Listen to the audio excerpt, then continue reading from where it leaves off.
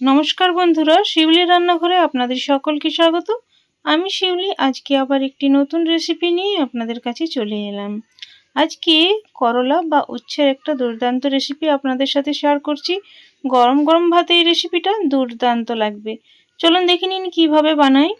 আমি প্রথমে করলা নিচ্ছি, যেহেতু করলার রেসিপি বানাচ্ছি করলাটা তো অবশ্যই নিতে হবে। 4টে করলা নিয়েছি, আপনারা যেমন বানাবেন সেই হিসাবে নিয়ে নেবেন। এখানে করলাগুলো আমি গোল গোল চাকা চাকা করে কেটে জল দিয়ে খুব ভালোভাবে ধুয়ে জলটা ঝরিয়ে নিয়েছি। তো আজকে আমি করলাটা ঠিক এরকমভাবে কেটেছি। আর এবার আমি পরিমাণ মতো লবণ দিয়ে নেব, আর আমি সামান্য হলুদ গুঁড়ো দিচ্ছি। আমি তারপর হাত দিয়ে খুব ভালোভাবে মাখিয়ে নেব। মাখিয়ে নেওয়ার পর কিছুক্ষণ রাখবেন, তাহলে কি হয় করলাটার মধ্যে লবণ হলুদ খুব ভালোভাবে মিশে যাবে। তো এখানে মোটামুটি আমি 4-5 মিনিট রেখে দিয়েছিলাম। এবার আমি কড়াই বসিয়ে দিয়েছি, কড়াইয়ের মধ্যে পরিমাণ মতো সরষের তেল দিলাম।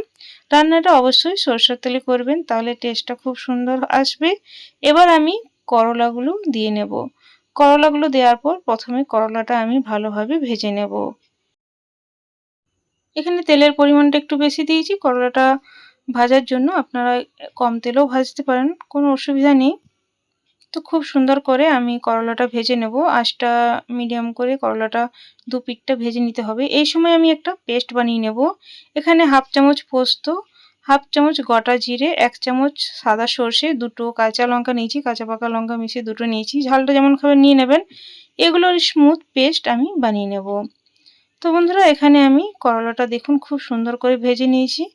দু পিঠে সুন্দর একটা কালার আসা পর্যন্ত ভেজে আমি এই করলাগুলো এবার তুলে অন্য একটা পাত্রে রেখে নেব। আর করলার অনেক রকম রেসিপি আমার চ্যানেলে দেওয়া আছে, আপনারা চাইলে সেগুলো ট্রাই করতে পারেন। করলা ভাজাও অনেক রকমভাবে হয়।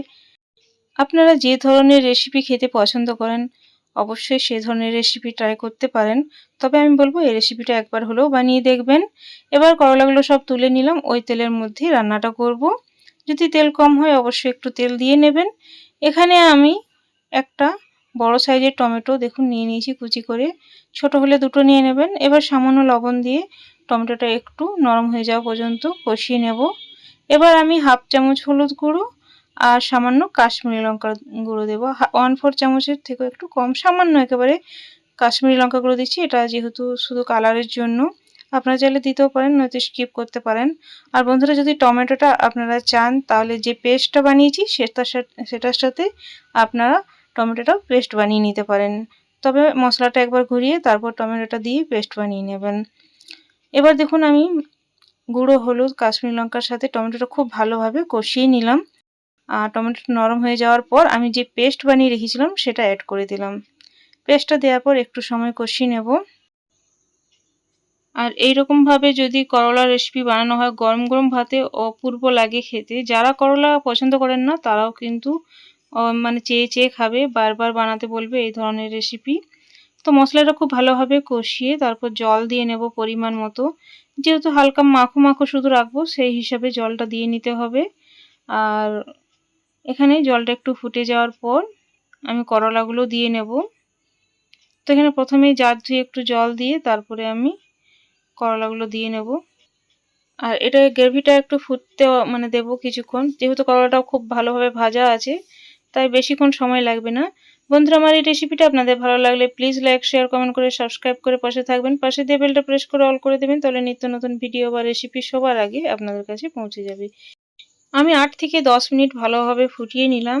তারপর এখানে সামান্য চিনি অ্যাড করে দিলাম। চিনিটা অ্যাড করার পর গ্যাসটা অফ করে দেব, কারণ এই রেসিপিটা কিছুক্ষণ স্ট্যান্ডিং টাইমে রাখার পর কিন্তু একদম শুকনো শুকনো হয়ে যায়। তো আমি দেখুন গ্যাসটা অফ করার পর এখানে একটা প্লেটে পরিবেশন করে দেখাচ্ছি। তো দেখতে যত সুন্দর খেতেও অপূর্ব হয়। আর এই রেসিপিটা বেশি ভালো লাগলে প্রিয়জনদের মধ্যে শেয়ার করতে ভুলবেন না। আজ তাহলে আসি, পরে একটি নতুন ভিডিও বা রেসিপি নিয়ে আবার দেখা হবে। Thanks for watching.